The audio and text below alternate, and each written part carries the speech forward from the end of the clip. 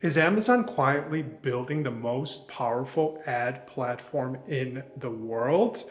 Today, in this video, we're going to find out what advertisers are spending on Amazon and how you should justify the opportunity in comparison to other advertising platforms. Don't be the last one to the party, and let's get going.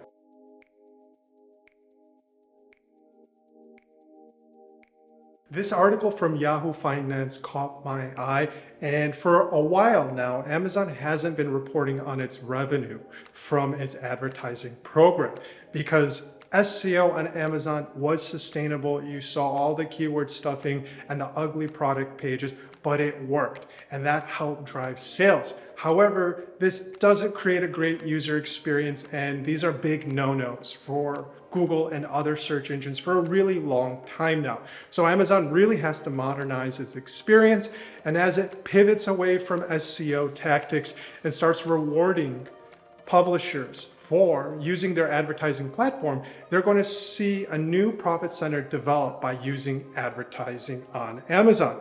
And what's really interesting is until the quarter for 2021, Amazon hasn't been reporting on its data. And really, this division is now making in excess of $30 billion a year, and the ad business is growing 22% year over year. So what does that mean for your business? I'm gonna dive into some metrics and help you assess the opportunity and is it worth it? And I'm also going to talk about some other low-hanging fruits such as Pinterest and TikTok. So let's dive into that video and look at those basics right now.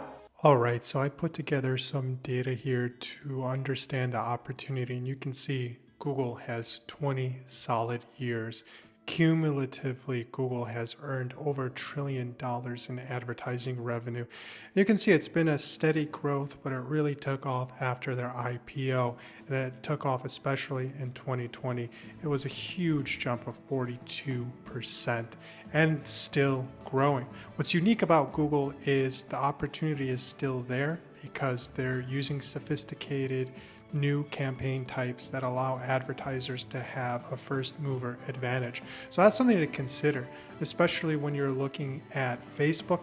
Facebook really stalled out in terms of their performance because of the Pixel debacle with iPhones, and they've been pretty flat for the most part, and you can see the projection is saying they are going to stay flat. So what's Amazon doing? In the grand scheme of things, Amazon hasn't been reporting data until, just recently. They've been lumping it in here. This is when we got involved with Amazon ads. A still pretty small opportunity, but you can see it had tremendous growth and it had some upward trajectory there. And these curves are actually pretty nice where you can see 21% growth, and it's supposed to continue that momentum going into 2023 and 2024. So it's looking like a third of Google Ads revenue in no time at all. And right now, if we're at about the $37 to $45 billion range and we look over into Google, that's putting us back to, if you had a time machine, you could use Google at 2011 and 2012. That's pretty cool. It gives you at least a lot of longevity there. And for Facebook, it's about the same. It's going back to 2017 and 2018. There's still a lot of room for growth for Amazon, but when you compare it to the other platforms here, you can see Bing is still pretty small and maturing. That's one platform to consider, but another thing that we could do here is overlay users, because if there isn't a lot of users there, especially your customer, if you can't find your customer there, it could be worthwhile to look at that too. If you want to see more data such as customers and share of advertising revenue from all the platforms such as market share, I can overlay that in there. Just let me know. Pinterest is an oddball. We've been doing Pinterest for a number of years now, and it's been growing slowly, but Pinterest has been doing a lot of arbitrage, such as partnerships with Shopify, and that's helping them really maintain consistent. is looking like it will continue to grow, but it has nominal growth, and it's a pretty healthy platform. And that's where I want to just jump into Snapchat really quickly. And there's been a lot of controversy there, and they've seen a lot of users just leaving and abandoning, and there hasn't been too much growth. They still have some growth going, and if your demographic is there, it's worth it. But I think a lot of them moved over to TikTok, and you can see that it has really started to move the needle here. And domestically in the US, it's a huge opportunity when you consider how many users are on TikTok. And if you're looking at around 13 billion, and what is that opportunity on Google? If you had a time machine, that's bringing you back to about 2006 or 7. And that's crazy. You're getting a first mover advantage of about 15 years in the past. And if you were running Google ads here, you would have been scaling your business so much faster. There's some other outliers here, such as Reddit. Reddit has a highly engaged user base, so the placement of those ads inside unique subreddits and groups will get you in the thread and could lead to a lot of engagement. The organic engagement has been great, and this is probably a telltale sign that the organic on Reddit is still doing pretty good if you have a high authority account with a lot of karma and all that jargon they have on that platform. It's still worth it. The Reddit guy keeps annoying me. If he's watching now, I'm sorry, but I blocked you. You can't email me because you're really annoying. We know how to find you, and if our customers want Reddit, we'll come to you.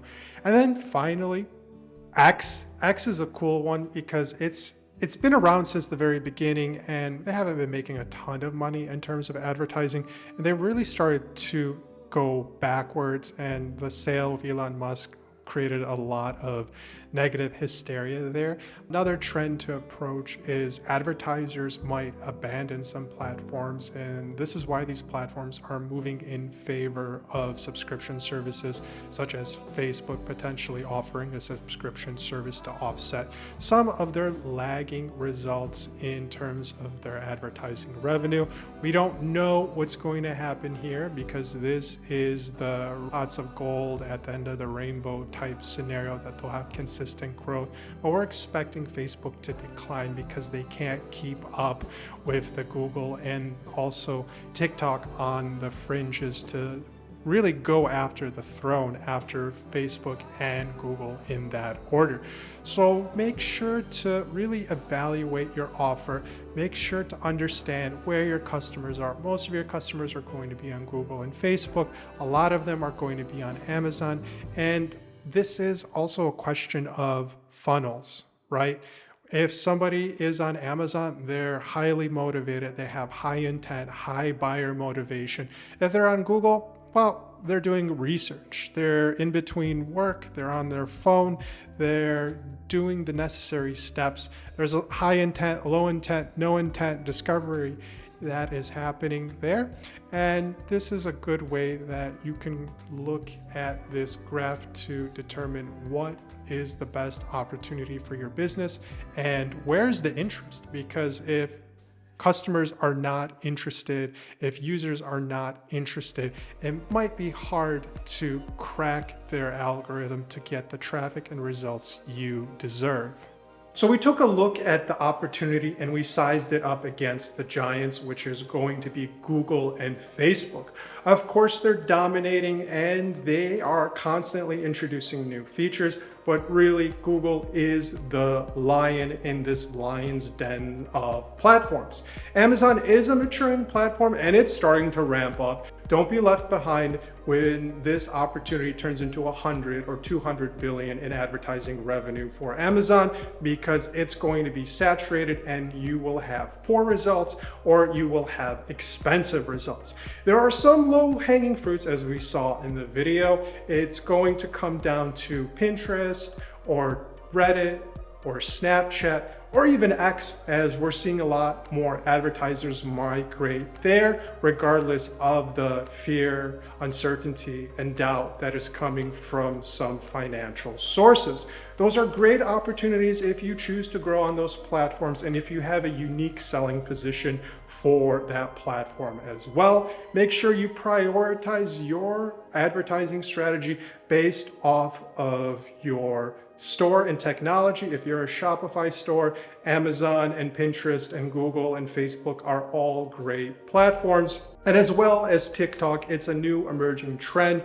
It's something, as I mentioned in the video, is still new, and it jumbles together a lot of their transactions from all over the world. A big part of that revenue from TikTok is coming from China. So it is still an under $10 billion a year platform in terms of growth in the US. So expect to see them continue to grow as they catch up and get more market share away from Facebook and Google.